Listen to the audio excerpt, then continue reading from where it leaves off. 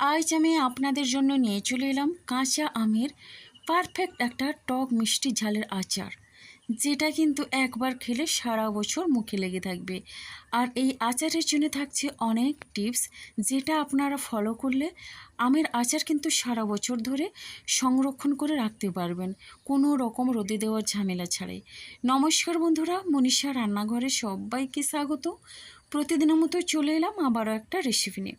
আশা করি আপনাদের ভীষণ ভালো লাগবে। তো আমের এই টক ঝাল মিষ্টি আচারের জন্য নিয়েছি 5 পিস আম। আর এখানে ওজন বলতে গেলে 500 গ্রাম। আমগুলো এখন বেশ ভালোভাবে ধুয়ে নিতে হবে। আমের গায়ে যেহেতু খুব বেশি পরিমাণে আঠা লেগে আছে, সাথে সাথেই আমটা গাছ থেকে পাড়া হয়েছে।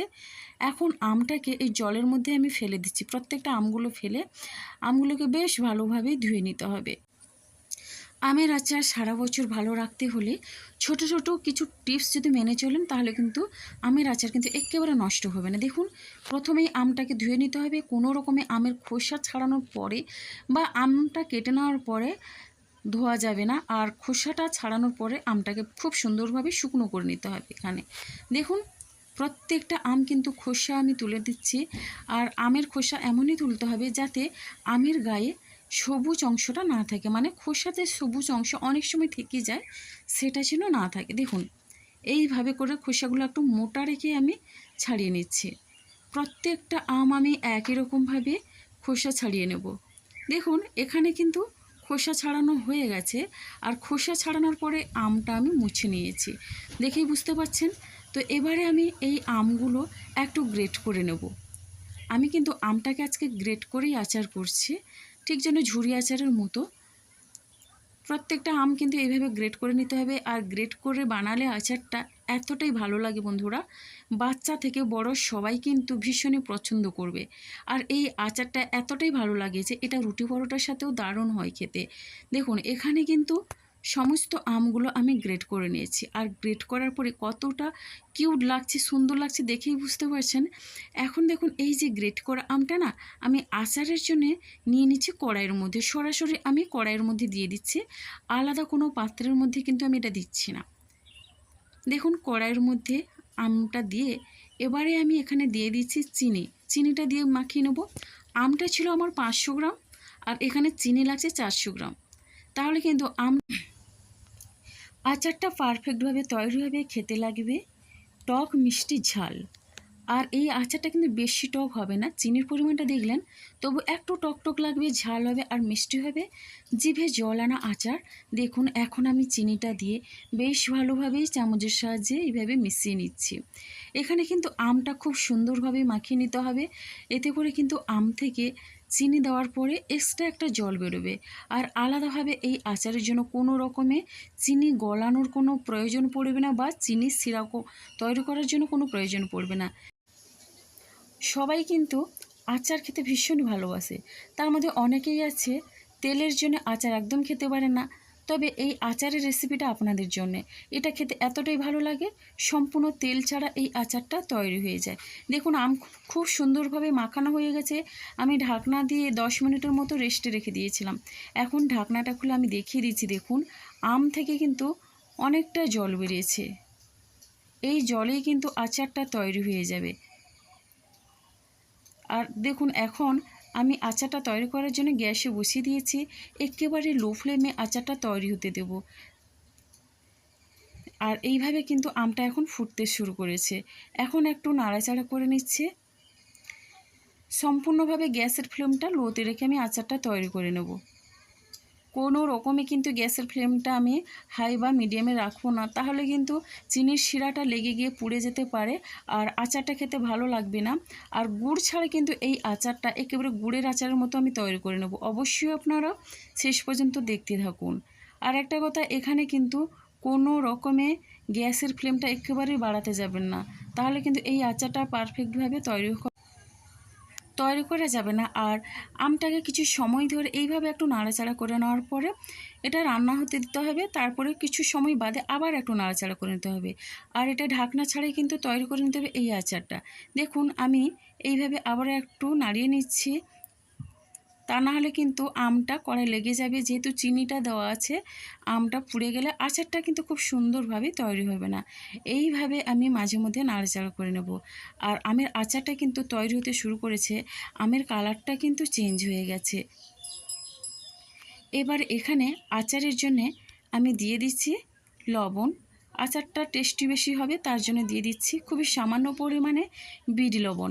এখন আমি দুটো লবণ দিয়ে বেশ ভালোভাবে মিশিয়ে নিচ্ছি। এই আচারটা বন্ধুরা শুধু মুখে দারুণ লাগবে খেতে। আর এই দুপুরে ভাতের শেষ পাতে যদি থাকে তাহলে কোনো কিছুর প্রয়োজন হয় না। ভীষণ ভালো লাগে এই আচারটা, সবাই কিন্তু চেয়ে চেয়ে খাবে। দেখুন এখন লবণটা দিয়ে বেশ ভালোভাবে মিশিয়ে নিচ্ছি। আর এরকম ঢাকনা খোলা অবস্থায় আরও একটু সময় ধরে আমি রান্না করে নেব। দেখুন এবারে আচারের মধ্যে সুন্দর একটা কালার আনার জন্য দিয়ে দিচ্ছি সামান্য পরিমাণে হলুদের গুঁড়ো আর হাফ চামচের মতো কাশ্মীরি লাল লঙ্কার গুঁড়ো। এবার লঙ্কার গুঁড়োটা হলুদের গুঁড়ো দিয়ে বেশ ভালোভাবে মিশিয়ে নিচ্ছি। আর এইভাবে যদি কাশ্মীরি লাল লঙ্কার গুঁড়ো দিয়ে আচারটা বানান তাহলে কিন্তু দারুণ একটা কালার আসে। কোনো রকমে এখানে গুড়ের প্রয়োজন হবে না কালারের জন্য। এবার আমি লো ফ্লেমে রেখে বেশ ভালোভাবে মিশিয়ে নিচ্ছি। আর লঙ্কার গুঁড়ো দিয়ে বেশ ভালোভাবে মিশিয়ে নেওয়ার পরে আমের আচারের কালারটা কিন্তু সম্পূর্ণভাবে চেঞ্জ হতে শুরু করেছে। এখানে কোনো রকমে কিন্তু গ্যাসের ফ্লেমটা একেবারেই বাড়ানো যাবে না, এটা কিন্তু আমি বারবার বলেছি। তো এই আচারের জন্য একেবারে লো ফ্লেমে রেখে শেষ পর্যন্ত আচারটা তৈরি করে নিতে হবে। এবার এই আচারের জন্য লাগছে আমার একটা স্পেশাল ভাজা মশলা। তো এই মশলার জন্য দুটো শুকনো লঙ্কা দিয়ে হাফ চামচ পরিমাণে মৌরি, হাফ চামচ পরিমাণে জিরে, হাফ চামচ পরিমাণে জোয়ান, হাফ চামচ পরিমাণে মেথি আর দুটো এলাচ দিয়ে শুকনো খোলায় একেবারে কম আঁচে আমি নাড়াচাড়া করে ভেজে নেব। আচারের মধ্যে মশলাটাই হচ্ছে আসল। মশলাটা দিলেই কিন্তু আচারের স্বাদটা একেবারে পারফেক্ট হয়। এই মশলাটা যখন ভাজবেন গ্যাসের ফ্লেমটা একেবারে লোতে রেখে ভেজে নিতে হবে, তা নাহলে মশলা পুড়ে গেলে আচারটা কিন্তু পারফেক্টভাবে তৈরি হবে না। দেখুন এখন আমি খুব সুন্দরভাবেই নাড়াচাড়া করে মশলাটা ভেজে নিয়েছি। সুন্দর একটা হালকা ভাজা ভাজা গন্ধ বেরিয়েছে। এবার এখন কিন্তু আমি মশলাটা নামিয়ে নিলাম। এবার এই মশলার জন্য লাগছে সঙ্গে কালো জিরে, মানে এই আচারটা করতে লাগছে কালো জিরে। এবার কালো জিরেটা হালকা করে ভেজে নেব। আর কালো জিরেটা আলাদাভাবেই আমি ভেজে নিলাম, যেহেতু কালো জিরেটা আমি গুঁড়ো করব না, এরকম গোটা অবস্থায় দেব। কালো জিরে ভাজা হয়ে গেছে। এবারে দেখুন বন্ধুরা এখানে আমি আগে সেই মশলাটা গুঁড়ো করে নিয়েছি। এখন ভাজা কালো জিরেটা আমি ওই মশলার সঙ্গে মিশিয়ে দিচ্ছি। আচারের মধ্যে কালো জিরেটা যখন মুখে পড়বে দারুণ লাগবে। আর সম্পূর্ণ এই মশলাটা কিন্তু একেবারে আধা ভাঙ্গা করে রেখেছি, কোনো রকম করে মিহি করে নিই। এখন আমি এখানে আচারটা একটু নাড়াচাড়া করে নিয়েছি মশলাটা দেওয়ার আগে। এই আচারটা কিন্তু একেবারে থকথকে হবে, পাতলা একেবারে জলের মতো হবে না। দেখুন চটচটে এই আচারটা খেতে দারুণ লাগবে। আর এখন আমি মশলাটা দিয়ে বেশ ভালোভাবে মিশিয়ে নিচ্ছি। আচারের পরিমাণ অনুযায়ী কিন্তু আমি এখানে মশলাটার ব্যবহার করছি। আর এই মশলাটা দিলে আচারটা খেতে এতটাই ভালো লাগে বন্ধুরা, মনে হবে যেন এক্ষুনি সব আচার খেয়ে ফেলি। আচারটা কিন্তু আমার রেডি হয়ে গেছে।